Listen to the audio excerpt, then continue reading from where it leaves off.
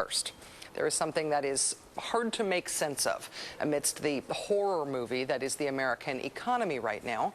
It's not the terrible news that before 9 a.m. today, another 40,000 Americans lost their jobs at companies like Caterpillar and Home Depot and Sprint. Nauseating as that is, that news is sort of logical. There's a worldwide contraction going on. Fewer people with money to spend, fewer goods being sold, fewer employees necessary to make fewer goods, begetting fewer people with money, and so on and so on. It is awful, but it makes logical sense if you understand the economic principles at work. It also seems to make sense that Timothy Geithner was finally confirmed by the Senate tonight by a vote of 60 to 34. 34 no votes. Well, Mr. Geithner did make an embarrassing mistake on his taxes, and it's not inconceivable that some Democrats, 4 of them, would take exception, and a bunch of Republicans would choose this nomination to protest en masse. In the end, we have a new Treasury Secretary, which qualifies as a relief, a better situation than not having a Treasury Secretary at a time like this. All of that makes sense. What doesn't make sense is what's going on with the stimulus bill, the proposed $825 billion stimulus bill that's supposed to be the best hope we've got for getting out of R-rated horror movie economic territory into a still scary PG-13 horror movie of an economy.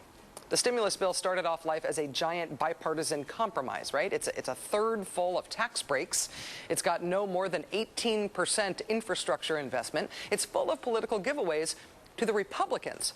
And it's still struggling for support? It just doesn't make sense.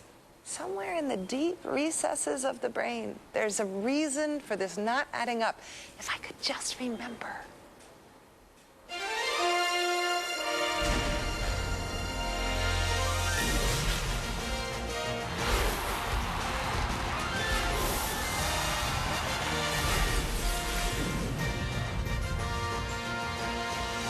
That's right. That's what it is. That's why what's going on right now in Washington doesn't make any sense at all.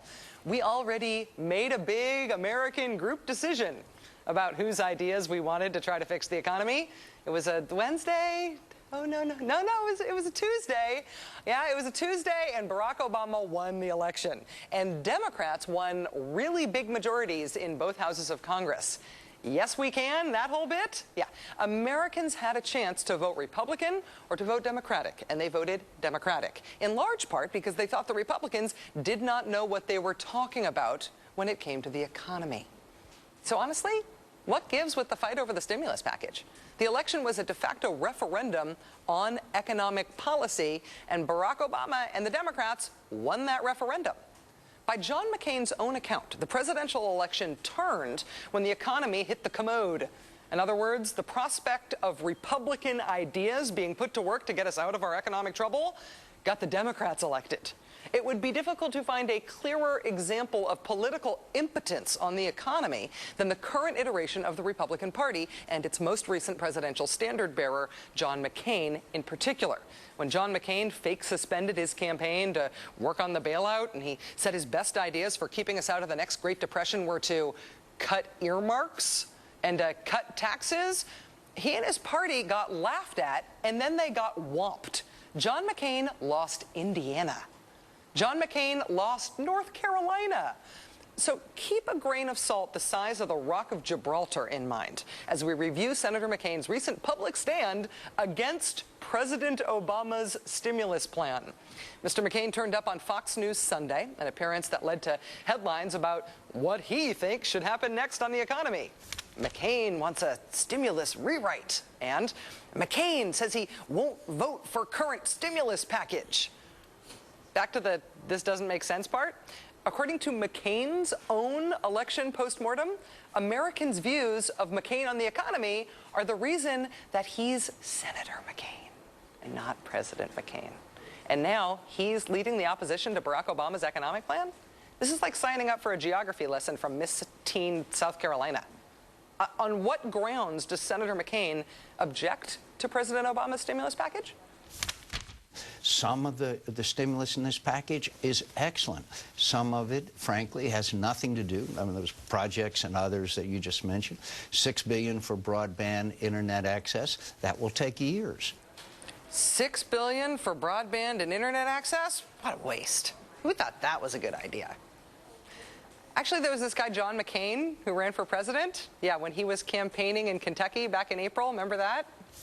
Though access to high-speed internet services that facilitate interstate commerce, drive innovation, and promote educational achievements, there is the potential to change lives. And government does have a role to play in assuring every community in America can develop that infrastructure.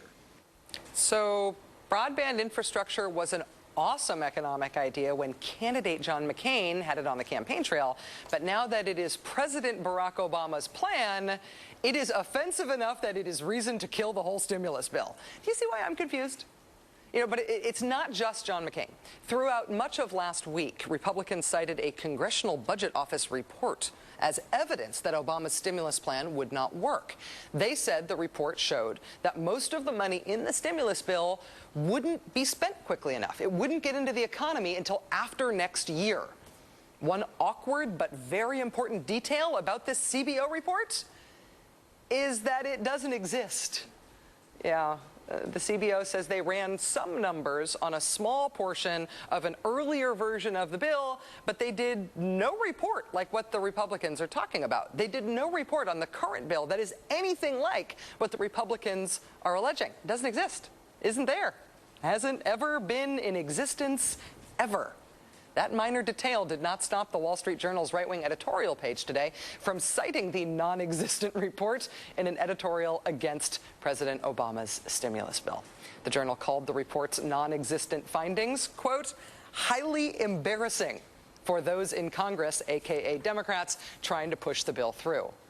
You know, it is highly embarrassing, but I wouldn't say it's the Democrats in Congress who ought to be embarrassed here.